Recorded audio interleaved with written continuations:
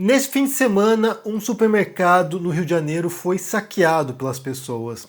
Estão circulando imagens aqui, eu não vou pôr as imagens porque acho que o YouTube nem permite isso, mas estão circulando imagens das pessoas invadindo o supermercado na zona norte do Rio de Janeiro. É um supermercado da rede Inter. E aí, eu quero falar um pouco sobre essa situação, né, sobre o que aconteceu, a gente pode pensar um pouquinho sobre isso e também falar sobre algumas outras notícias que surgiram aí nesses últimos dias. Mas antes de tudo, já curta esse vídeo, deixa aqui embaixo no comentário um bom dia, uma boa semana para você e também quero avisar que ontem a gente abriu a nova turma, é a segunda turma do meu curso Como Vencer um Debate Tendo Razão. E até o fim do dia de hoje, terá um preço promocional de R$ 297. Então, se você quiser participar dessa turma, estou esperando você lá, é só se inscrever. O link estará aqui na descrição e no comentário fixado. Esse curso tem 20 aulas, dividido em 2 módulos. O primeiro módulo é sobre reflexão e pensamento crítico, e o segundo módulo sobre debate, argumentação, falácias lógicas. Então, vou esperar você por lá. O link está aqui embaixo. Passemos assim para o saque que ocorreu nesse fim de semana no Rio. E muita gente especula inicialmente que esse saque seja decorrente dos impactos da crise econômica no bolso dos brasileiros. Então, assim, cidadãos brasileiros que estão passando fome, que não podem comprar as coisas porque os preços estão estratosféricos, pessoas que se desesperaram e vão lá e invadem o mercado. Inclusive, essa era uma grande preocupação que havia durante a pandemia, né, durante a quarentena, durante o lockdown, nos estados ou cidades nos quais ocorreram, que seriam pessoas sem renda nenhuma, sabe, com zero dinheiro entrando, depois vem o auxílio, mas inicialmente com zero dinheiro entrando, e aí essas pessoas desesperadas, sabe, porventura, poderiam fazer algum tipo de invasão de mercados, de feiras, tentar conseguir comida a qualquer custo. Eu acho que chegou a ver cenas, eu acho, de pessoas saqueando um caminhão que tinha capotado, mas, bem, foram coisas excepcionalíssimas, né, foram coisas raríssimas, no final das contas foi até surpreendente como as pessoas acabaram não acatando a quarentena, porque as pessoas continuaram fazendo suas coisas, muitas delas pelo menos, mas não houve esse tipo de invasão, esse tipo de saque. Por outro lado, eu li um tweet hoje, e eu acho que vale mencionar porque pode também despertar aqui uma pulguinha atrás da orelha, e a gente pode parar para pensar um pouquinho mais sobre isso. É um tweet do Vadir Damus, que é um advogado, ex-presidente da OAB do Rio de Janeiro, e ele diz o seguinte aqui, olha: o saque a supermercado no Rio pode ser a consequência da fome que graça no país, ou pode ser resultado de ação orquestrada por milicianos a soldo do bolsonarismo. Daqui para frente, até as eleições, acho que isso vai se repetir pelo país com clamores de intervenção militar. Então ele joga a ideia aqui de que, bem, pode ser sim que isso aqui foi espontâneo, as pessoas simplesmente estão com fome e invadiram o mercado, mas que pode ser obra de infiltrados que vão lá, estimulam esse tipo de saque e aí leva, sabe, a um pânico na sociedade, de modo que as pessoas passem a pedir uma proteção do Estado, uma proteção do Bolsonaro para que isso não aconteça. É possível também, é a segunda hipótese, pode soar paranoica, mas é possível sim. Não é a primeira vez que isso aconteceria, inclusive eu já mencionei sobre isso, né, sobre manifestações, como tem infiltrados muitas vezes, policiais infiltrados ou militares infiltrados, isso em vários momentos da história brasileira ou estrangeira, para causar caos, para causar confusão e aí levar uma repressão mais dura da tropa de choque e aí, sabe, desmobilizar a manifestação. Então não seria surpreendente se fosse isso. Inclusive, né, há um caso histórico no Brasil do atentado mal sucedido do Rio Centro, isso já quase na redemocratização, já no finalzinho da ditadura, que os militares preparam um atentado, dá errado e acaba morrendo um militar e o outro fica ferido. Então não seria surpreendente se aí fosse obra de milicianos ou de bolsonaristas ou, sei lá, de alguém que queira causar o pânico. Porque, por um lado, você tem um governo que trabalha basicamente com o pânico moral, medos virtuais, temores de comunistas, de gaysistas, de feministas, outros grupos que sonham para eles como se fossem destruir os valores da cristandade, da sociedade ocidental, sabe? Então, há um pânico moral, mas nesse caso, se for a segunda hipótese, né, aqui pensando hipoteticamente de fato, né, se for a segunda hipótese, a intenção não é apenas o pânico moral, mas o pânico concreto, né, pânico de violência, pânico de saques, de destruição, de depredação. Então, é possível sim. Não sabemos exatamente quais são as razões nesse momento, mas é possível sim.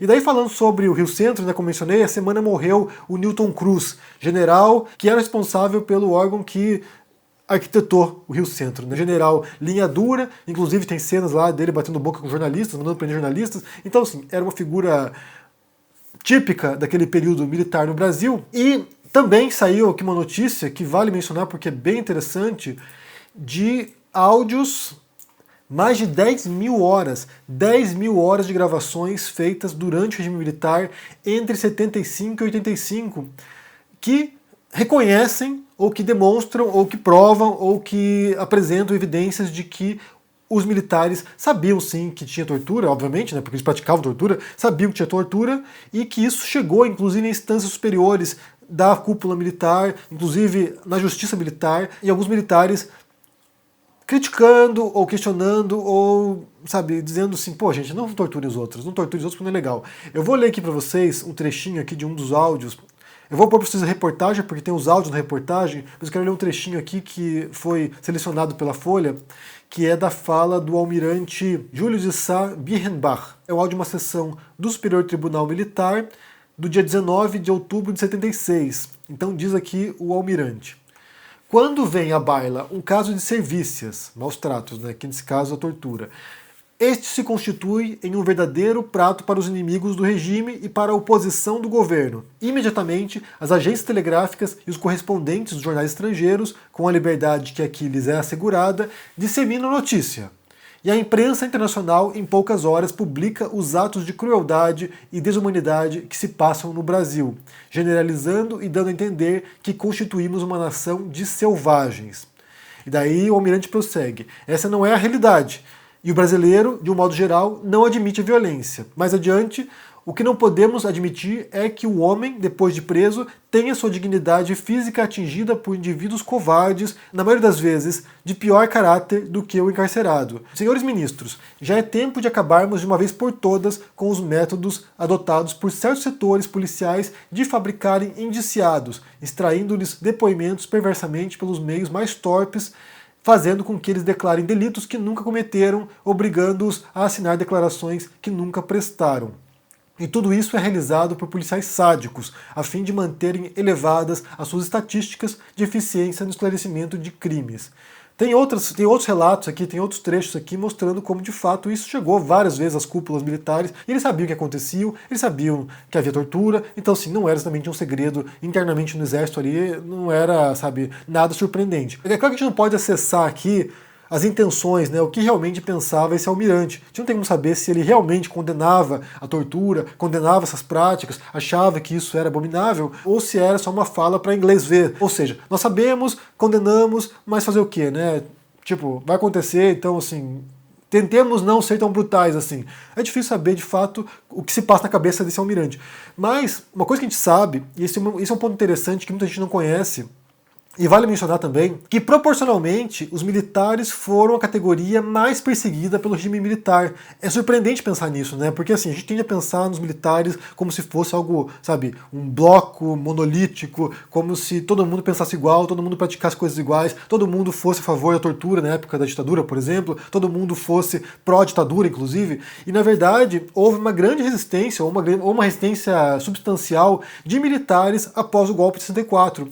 Então, eu vou pôr para vocês aqui uma reportagem da BBC, uma reportagem de 2018, que diz o seguinte: a história dos 6.500 membros das Forças Armadas perseguidos pela ditadura militar. E tem alguns relatos, tanto de militares que, quando perceberam o que estava acontecendo, né, que viram o golpe de Estado, se opuseram a isso, porque eles eram a favor da democracia e contra o autoritarismo, ou de casos de militares que até apoiaram a ditadura, até apoiaram o golpe militar, porque achavam que seria um período de transição, né? Seria um período breve para, entre aspas, moralizar a política, retirar os comunistas lá, eram anticomunistas de fato, retirar os comunistas e depois voltar à democracia. E quando perceberam que não voltou à democracia, começaram a questionar e criticar, e aí sofreram as consequências. A primeira história apresentada aqui na reportagem, que é bem interessante, é uma dessas histórias do brigadeiro Rui Moreira Lima. Ele foi piloto da FAB, ele atuou na Segunda Guerra Mundial, né, era alguém condecorado, alguém, sabe, um herói brasileiro, e quando tem o golpe de Estado de 64, eu vou ler um trechinho para vocês aqui, o brigadeiro foi deposto do comando da base aérea de Santa Cruz, no Rio de Janeiro, por ser considerado um democrata e ter abertamente se oposto ao golpe militar. Moreira Lima foi preso, aposentado compulsoriamente e teve a família perseguida. Ele já trabalhava na iniciativa privada nos anos 70, quando seu filho Pedro foi sequestrado pelos agentes da repressão. Meu filho ficou apavorado, tinha 20 anos, conta Moreira Lima em um depoimento emocionado à Comissão da Verdade de 2012, quando tinha 93 anos. Logo em seguida, o brigadeiro foi sequestrado por sargentos do Exército a mando do DOI-CODE.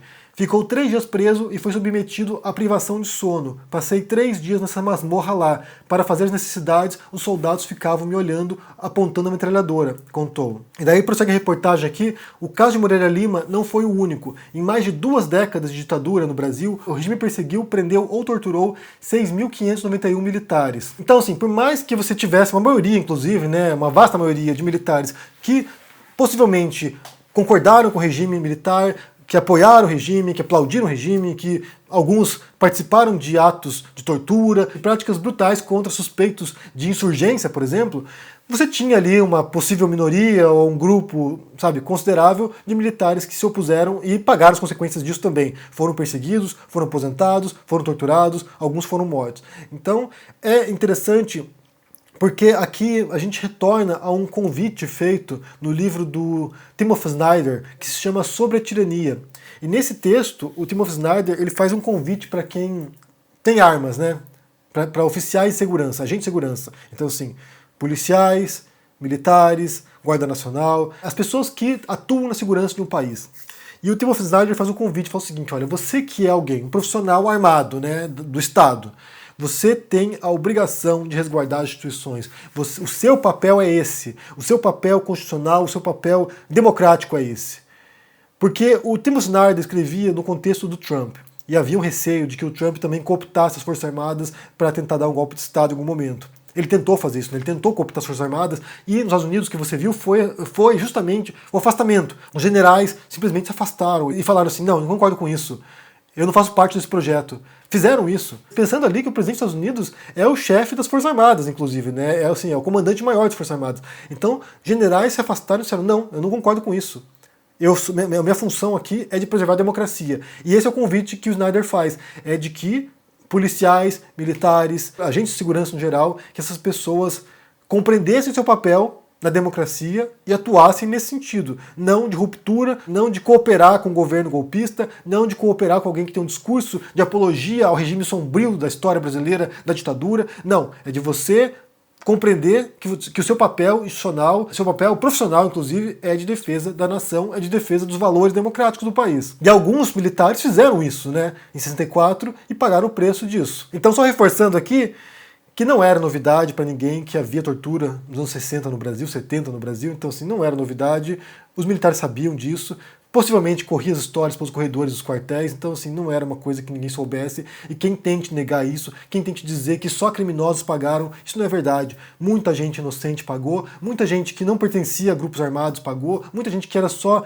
oposição ao governo pagou, militares que estavam em oposição à ditadura pagaram, então assim, foi um período sombrio e vale sempre lembrar disso, vale sempre recordar disso, porque é um risco, é um perigo quando você tem um presidente com uma retórica parecida do Bolsonaro, que é alguém que constantemente faz apologia do passado, desse passado autoritário e que causa temores de que ele possa tentar alguma coisa no futuro próximo, né? Ou após a eleição, caso ele perca. Então, só para poder retornar ao começo, não surpreenderia, dado o contexto atual no Brasil, não surpreenderia que esse saque do mercado estivesse vinculado a uma criação de um pânico generalizado, de modo a pedir que os militares atuem, que haja uma intervenção militar. Então não surpreenderia. Se é isso, não sei, mas fica a ideia aqui, a gente pode pensar sim nesse projeto, porque não é inédito. Eu quero saber o que vocês pensam sobre essa história do mercado aí, o que você viu sobre isso, né? Se realmente é uma expressão da miséria das pessoas, do desespero das pessoas, da pobreza, da fome. O que você acha?